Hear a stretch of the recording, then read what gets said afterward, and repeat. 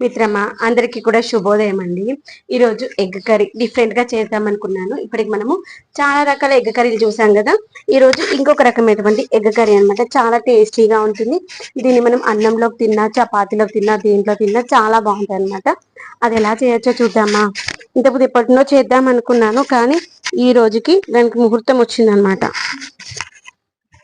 ముందుగా మనము పోపు వేసుకొని పోపు వేగిన తర్వాత ఆనియన్స్ వేగిన తర్వాత కరివేపాకు, కొత్తిమీర, పుదీనా వేసి అవి వేగిన తర్వాత అల్లం ఎల్లిగడ్డ పేస్ట్, పసుపు వేసుకుని అవి వేగిన తర్వాత దాంట్లో రుచికి తగినంత కారము, ఉప్పు, ధనియా పౌడర్, జీలకర్ర పౌడర్, కొంచెం అంటే కొంచెం గరం మసాలా వేసి మనం వేసుకున్నటువంటి ఉల్లిగడ్డలకి ఇవన్నీ మంచిగా పట్టేలాగా ఒక 2 నిమిషాలు కలిపేసుకుని తర్వాత ఒక చిన్న గ్లాసు వాటర్ పోసి ఆ యొక్క వాటర్ లో మనం వేసిన ఇంగ్రీడియంట్స్ అన్ని మంచిగా కుక్ అయ్యేంత వరకు మూత పెట్టి ఉడికించుకోవాలి. ఒక పొంగు రావాలి, ఒక ఉడుకు రావాలి.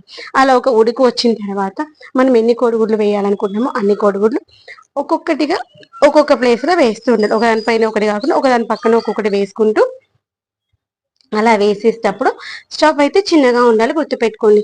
సిమ్ లో ఉంటే ఆ యొక్క వాటర్ లో ఆ ఎగ్ అనేది మంచిగా కుక్ అవుతుంది. అలా వేసేసి మంచి దానిపైన మూత పెట్టేసేయాలి. అవి ఉడికేటప్పుడు కొంచెం కొత్తిమీర వేసుకుంటే సూపర్ గా ఉంటుంది. ఇదైతే చాలా బాగా అనిపించింది.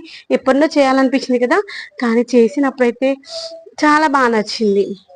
అయితే నేను ఇక్కడ ఐరన్ తవాలా చేస్తున్నాను కాబట్టి మనము ఇనుప వాటిలో చేసుకున్నప్పుడు వంటలు కర్రీ అయిపోగానే వెంటనే మనము డిష్ అవుట్ చేసుకోవాలన్నమాట. తీసేసి వేరే గిన్నెలోకి మార్చుకోవాలన్నమాట. లేదు అలానే ఉంచుకున్నాం అనుకోండి కొంచెం రస్ట్ స్మెల్ వస్తుంది. కొత్తవి కాబట్టి అదొక 1 ఇయర్ తర్వాత 2 ఇయర్స్ తర్వాత అనుకోండి, ఇప్పటికే రస్ట్ స్మెల్ కూడా రాదు. కొత్తలో కొంచెం రస్ట్ స్మెల్ వస్తుంది, ఆ ఫీల్ వస్తుంది అనమాట. తర్వాత ఇవి ఉడికిపోయిన తర్వాత ఇలా ఒక 2 మినిట్స్ ఉంచుకోవాలి. 2 to 3 మినిట్స్ ఉంచుకోవాలి. అయితే ఆత్రం ఆపుకోలేక ఉడికిపోయి ఉంటాయేమో అనేసి నేను ఒక 2 నిమిషాల తర్వాత టర్న్ చేసా.